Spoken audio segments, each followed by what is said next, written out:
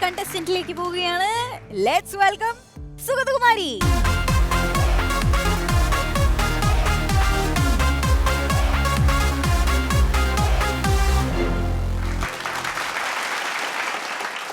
രാത്രി മഴ ഇന്നെന്റെ രോഗോഷ്ണ ശയ്യയിൽ നോവിൻ ഞെരുക്കങ്ങൾ. ഇതാരുടെ വരികളാണ്? സുഗതകുമാരി ടീച്ചറെ. ഇതുവരെ സുഗതകുമാരി ടീച്ചറെ നേരിട്ട് കാണാൻ പറ്റിയിട്ടുണ്ടോ? അയ്യോ ഇല്ല. എവിടെ പോയി ഈ പേര് പറഞ്ഞാലും ആ റെഫറൻസ് ആൾക്കാർ പറയാറില്ലേ? ഈ പേര് കിട്ടിയത് ഒരു വലിയ സന്തോഷമല്ലേ? ഞാൻ എന്റെ അച്ഛനെ നമസ്കരിക്കുന്നു ഈ സമയത്ത് അങ്ങനെ ഒരു പേരിട്ടതിന് വളരെ നന്നായി. വീട്ടിൽ വേറെ ആരൊക്കെയുണ്ട്? വീട്ടില് കൊളപ്പമണ്ണ, ജി ശങ്കരക്കുറുപ്പ്, അവരൊക്കെ വീട്ടില് ചേട്ടനും അനിയനും ഒക്കെ ആയിട്ടുണ്ടോ? ചങ്ങമ്പുഴ, വയലാർ, വയലോപ്പള്ളി. എന്റെ എല്ലാരും നല്ല വായനക്കാരാണ് വീട്ടില്. എന്റെ ഏട്ടന്മാരൊക്കെ നല്ല വായന. ഇവള് നന്നായിട്ട് എഴുതും അറിയില്ലേ നന്ദിനി? അവളെയും കൂട്ടി എന്നെ പറ്റി എഴുതാൻ പേപ്പറും പേനയും കൊടുത്താൽ മുട്ടയിടും. കണ്ണെഴുതുന്ന കാര്യം പറഞ്ഞത്. വേറൊന്നും എഴുതാൻ അറിയില്ല കേട്ടോ. വാലിട്ട് കണ്ണെഴുതും നന്നായിട്ട്. ഒരു വാല് വേണമെന്ന് ദൈവം ആഗ്രഹിച്ചു. രണ്ട് കണ്ണിലും തെക്കോട്ടും വടക്കോട്ടിട്ട് ചുണ്ടൻ വെള്ളം പോലെ വരച്ചു വെക്കും ചില ദിവസങ്ങളിൽ. പിന്നെ കൺപീലിയൊക്കെ ഒട്ടിച്ചതാണ് അറിയാലോ. ഇവർക്ക് ആവശ്യമാണല്ലോ. പിന്നെ ഒരുങ്ങി നിന്നില്ലെങ്കിൽ അയ്യോ, മേക്കപ്പ് ഇല്ലെങ്കിൽ സ്ത്രീ സുന്ദരിയാണ്, സുശീലയാണ്, ആശാ പോൺസിലാണ്. മേക്കപ്പ് ഇല്ലെങ്കിൽ ഒരു രക്ഷയില്ല. ഓക്കെ, അടുത്ത കണ്ടസ്റ്റന്റ് വിളിച്ചോളൂ. നെക്സ്റ്റ് കണ്ടസ്റ്റന്റിന്റെ പേര് എനിക്ക് അങ്ങോട്ട് ഇഷ്ടപ്പെട്ടു. രമേശ് പിഷാരടി എന്നാണോ? അല്ല. പിന്നെന്താ ഇത്ര ഇഷ്ടപ്പെടാൻ കാരണം? അതെനിക്ക് അത്ര ഇഷ്ടമുള്ള പേര്. എന്നാ പറ. മലപ്പുറത്ത് നിന്നും സിൽസി. സിൽസി. ഞാനിന്ന് കലക്കും. സിൽസി.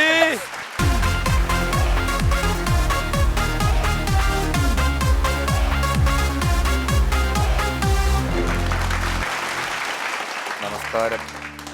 എന്താ ഈ സിൽസി എന്നുള്ള പേര്? എന്തൊരു നാണം. സിസി എന്നാണോ പേര്? ഒന്നും പറയണ്ട. എന്ത് പൊട്ടത്തെറ്റാണ് ഇവിടെ വിളിച്ചു പറഞ്ഞത്? ആ വിളിക്കണ കേട്ടിട്ട് ഇറങ്ങി വരേണ്ട വല്ല കാര്യം ഉണ്ടായിരുന്നു? Official name? ബയോളജിക്കൽ നെയിമോ? ഇത് ഞാൻ പെണ്ണ് കാണാൻ വന്നു പോയാലോ ഇത്? പക്ഷെ എനിക്ക് ജീവിതത്തിൽ ഒരുപാട് സ്റ്റേജിൽ മിമിക്രി കാണിക്കാൻ പറ്റിയിട്ടുണ്ട്, നാടകം കളിച്ചിട്ടുണ്ട്, അത്യാവശ്യം പാട്ടുകാരുടെ കൂടെ ഒന്ന് പാടിയിട്ടുണ്ട്. രക്ഷയില്ലാത്തൊരു സ്റ്റേജിൽ ഞാൻ ഏതോ ഡാൻസ് കളിച്ചു. പക്ഷെ ഞാൻ ഇന്നേ വരെ ഒരു ഫാഷൻ ഷോയിൽ പങ്കെടുത്തിട്ടില്ല, ഒരു റാമ്പ് വാക്ക് ഞാൻ ഇതുവരെ നടത്തിയിട്ടില്ല. പക്ഷെ ചേച്ചി അവിടെ നിന്ന് ഇറങ്ങി നടന്നു വരുന്ന ആ വരവ് കണ്ടപ്പോൾ മനസ്സ് കുളിരണിഞ്ഞു. ഒരു റാമ്പ് വാക്ക് നമ്മൾ രണ്ടും കൂടെ ചെയ്യണം. ചേച്ചി ഒന്നുകൂടെ അങ്ങോട്ട് കയറുമോ? നമുക്ക് രണ്ടുപേരും കൂടെ നടന്നു വരാം. ബാ, നമുക്ക് കാണാം കേട്ടോ. ഇത്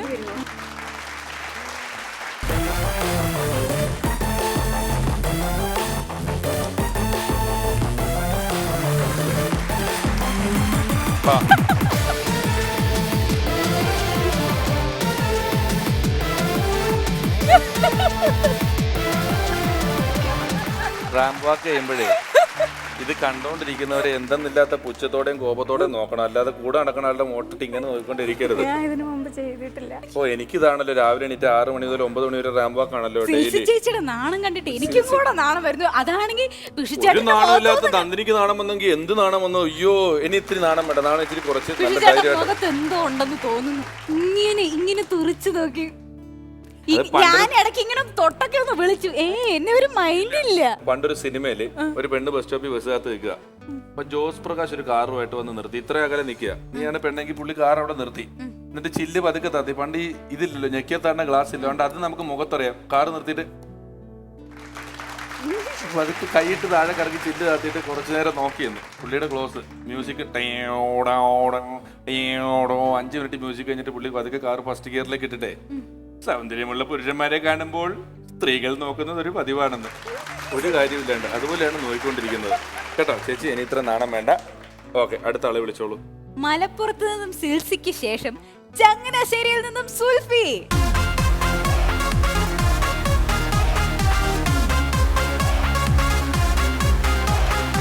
സുൽഫി, ഞാൻ സുൽഫിന്ന് പ്രതീക്ഷിച്ചതൊരു സ്ത്രീ രൂപത്തെയാണ്. സ്ത്രീ രൂപത്തിനെയോ? സുൽഫിനെയോ? എന്തായി പറയുന്നത്? സുൽഫിയുടെ കൂടെ ഒരു കുൽഫി കുടിച്ചിട്ട് സെൽഫി എടുത്തത് ഷെൽഫിൽ വെച്ചാൽ എനിക്ക് മനസ്സമാധാനം വരും. എന്ത് ചെയ്യുന്നു? പത്തനംതിട്ട കളക്ടറേറ്റ് വർക്ക് ചെയ്യുന്ന റവന്യൂ ഡിപ്പാർട്ട്മെന്റ്. കളക്ടറേറ്റിലെ റവന്യൂ ഡിപ്പാർട്ട്മെന്റ് എന്ന് പറഞ്ഞാൽ ഈ പൈസ പിരിച്ചെടുക്കുന്ന പരിപാടികളൊക്കെ അല്ലേ? എല്ലാം ഉണ്ട്. എവിടെ നിന്നൊക്കെയാണ് നിങ്ങൾ പൈസ പിരിക്കേണ്ടത് ശരിക്കും? നിങ്ങളിപ്പോ റവന്യൂ റിക്കവറി വരുമ്പോൾ അവിടുന്ന് പൈസ പിരിക്കും. റവന്യൂ റിക്കവറി എന്ന് പറഞ്ഞാൽ കൃത്യമായിട്ട് ടാക്സ് അടയ്ക്കാത്ത ആൾക്കാരെ പിടിക്കുന്നതല്ലേ? ആണല്ലേ? ആരെങ്കിലും പ്രശസ്തരെയൊക്കെ പിടിക്കാനൊക്കെ പോയിട്ടുണ്ടോ ഇതുവരെ? ഇല്ല, അങ്ങനെയൊന്നും ഉണ്ടായിട്ടില്ല. ഇല്ല. കളക്ടർ സുഹൃത്താണോ? ആയിരുന്നു സാർ, ഇപ്പൊ മാറി. വേറെ പുതിയ കളക്ടർ അവിടെ വന്നു. ചാർജ് എടുത്തില്ല സാർ. ഇപ്പം അടുത്ത ആഴ്ച.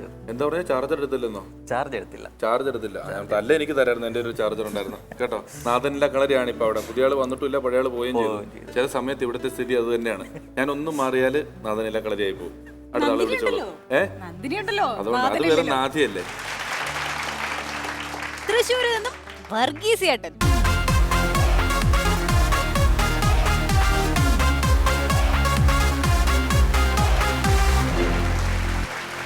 വർഗീശ്വരൻ രാവിലെ നടക്കാൻ പോകുന്ന ആളല്ലേ? എത്ര കിലോമീറ്റർ നടക്കും ഒരു ദിവസം? 2 കിലോമീറ്റർ നടക്കും. 2 കിലോമീറ്റർ. ബൈപ്പാസ് കഴിഞ്ഞിട്ട് 3 മാസമായിട്ടുള്ളൂ. ബൈപ്പാസ് കഴിഞ്ഞിട്ട് 3 മാസമായിട്ടുള്ളൂ. 2 കിലോമീറ്റർ വെച്ച് നടക്കും അല്ലേ? എത്ര ബ്ലോക്ക് ഉണ്ടായിരുന്നു? മറ്റേ സ്റ്റെൻഡ് ഇട്ടാലൊന്നും തീരൂലായിരുന്നു, ബൈപ്പാസ് തന്നെ ചെയ്യേണ്ടി വന്നു അല്ലേ? അപ്പോൾ അതിനുള്ള അന്ന് ചിലവായ കാശൊക്കെ നമുക്ക് സാധനങ്ങളായിട്ട് ഇവിടുന്ന് കിട്ടട്ടെ എന്ന് ഞങ്ങൾ പ്രാർത്ഥിക്കും. കാരണം നടത്തത്തിന് ഈ ഡോക്ടർ കാണിച്ചു കൊടുക്കുന്നൊരു നടത്തമുണ്ട് ബൈപ്പാസ് കഴിഞ്ഞവർക്ക്.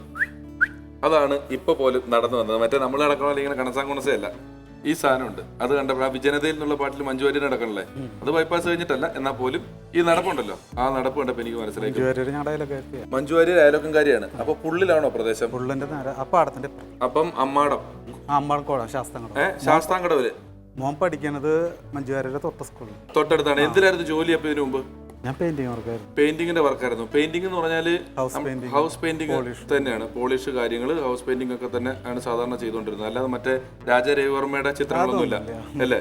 ഞാൻ ചെറുപ്പത്തിൽ രവിവർമ്മയുടെ ഒരുപാട് ചിത്രങ്ങളൊക്കെ കാണുകയും ശ്രദ്ധിക്കുകയൊക്കെ ചെയ്യായിരുന്നു. പിന്നെ 10ാം ക്ലാസ് ആയപ്പോഴത്തേക്ക് രാംഗോപാൽ വർമ്മയുടെ ആളായി, ചെറുതായിട്ട് മാറി. പുള്ളിയുടെ ചിത്രങ്ങൾ മാത്രമേ കാണാറുള്ളൂ. അടുത്ത ആള് വിളിച്ചോളൂ. കോട്ടയത്ത് നിന്നും ലീലാമണി ചേച്ചി.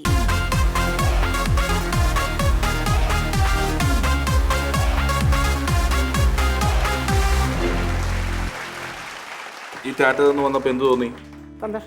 സന്തോഷം തോന്നി. അത് മാത്രമല്ല, ഈ ലോകത്ത് എവിടെയായാലും നമ്മൾ എങ്ങോട്ടെങ്കിലും പോകുമ്പോഴാണ് ടാറ്റ കൊടുക്കാറ്. ഇവിടെ പോകുമ്പോൾ ആരും ടാറ്റ തരാറില്ല. അതുകൊണ്ട് ഈ പരിപാടി മാത്രം വരുമ്പോഴാണ് എല്ലാവരും ടാറ്റ തന്നുകൊണ്ടിരിക്കുന്നത് അല്ലേ?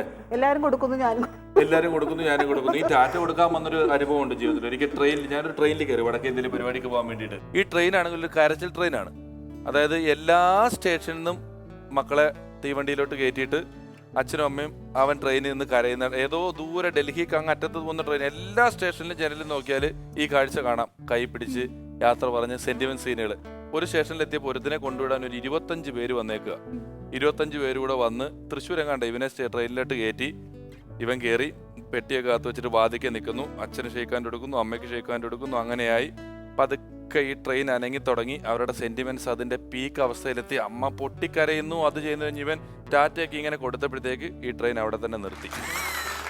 പിന്നെ ഒരു 1.5 മണിക്കൂർ കഴിഞ്ഞിട്ടാണ് ഈ ട്രെയിൻ എടുത്തത്. ഈ കൊണ്ടുവരാൻ വിട്ട 25 പേര് കുറച്ച് കഴിഞ്ഞപ്പം എങ്ങനെയായിരുന്നാ പിന്നെ എനിക്ക് ചെറിയൊരു അപ്പോയിൻമെന്റ് സൊസൈറ്റിയിൽ ഒന്ന് പോകണമെന്ന് പറഞ്ഞ അവസാനം നോക്കിയപ്പം അമ്മയുണ്ട്, അവനുണ്ട്. അമ്മ തന്നെ അവനോട് ഇടയ്ക്ക് കണ്ണു അടച്ചിട്ട് ഒന്ന് പോടാവേ, എനിക്ക് വീട്ടിൽ ചെന്നിട്ട് 150 കാര്യമുണ്ടെന്ന്. അപ്പം ഇവിടുന്ന് ഔട്ടായി പോകുന്നവരും കൃത്യമായ സമയത്ത് ഔട്ടായി പോകണം, അല്ലെങ്കിൽ കാണുന്നവർക്ക് ബോറടിക്കും. ഇനി ആരെങ്കിലും വരാനുണ്ടോ? ഇല്ല, ആരും ഇല്ലല്ലോ. ഇപ്പൊ സ്വാഭാവികമായിട്ട് നമ്മൾ ഇത്രയും പേരിൽ നിന്നും ഒരാൾക്ക് മാത്രമേ ഇവിടുന്ന് ഔട്ട് ആവാൻ പറ്റുള്ളൂ. ആ ഭാഗ്യം ഒരാൾക്ക് മാത്രമേ കിട്ടുള്ളൂ. ബാക്കി എല്ലാവർക്കും ഇന്നാവാനുള്ള ദുരന്തമാണ് ഇവിടെ സംഭവിക്കാൻ പോകുന്നത്. ഇതിൽ ആരിന്നാവും ആരൗട്ടാവും എന്നറിയാൻ നിങ്ങൾക്ക് പരിചയമുള്ള കണ്ടുപരിചയിച്ച ഒരു ചെറിയ റൗണ്ടാണുള്ളത്. എല്ലാവരും ബാക്കിലേക്ക് പോവുക. യഥാക്രമം 1, 2, 3, 4, 5 എന്നുള്ള ഈ നമ്പറുകളിൽ നിങ്ങളുടേതായ ഇഷ്ടപ്പെട്ട ഒരു നമ്പർ തിരഞ്ഞെടുക്കാൻ പറ്റിയാൽ അതിൽ നിൽക്കുക, അല്ലെങ്കിൽ കിട്ടിയിൽ നിൽക്കുക.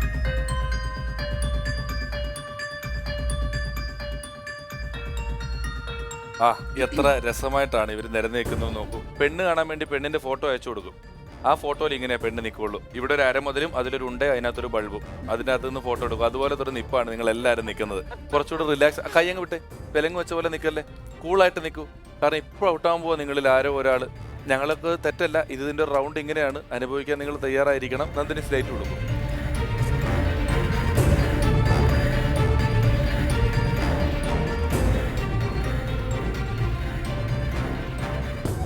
ഇതിൽ ഔട്ടാവണം എന്ന് നിങ്ങൾ ആഗ്രഹിക്കുന്ന ആളുടെ നമ്പർ എഴുതുക. 1-ൽ കൂടുതൽ തവണ നമ്പർ വരുന്ന ആൾ ഔട്ടാവും. ഞങ്ങളിവിടെ ഒരു ദൈവത്തിനെ മാത്രമേ ഈ ഫ്ലോറിൽ ആരാധിക്കുള്ളൂ. അത് പുരുഷു എന്ന് പറയുന്ന ദൈവമാണ്. വേണേ വിളിക്കാം, വേണ്ട വിളിക്കണ്ട. കേട്ടല്ലോ? തുടങ്ങിക്കോളൂ, നമ്പർ എഴുതിക്കോളൂ.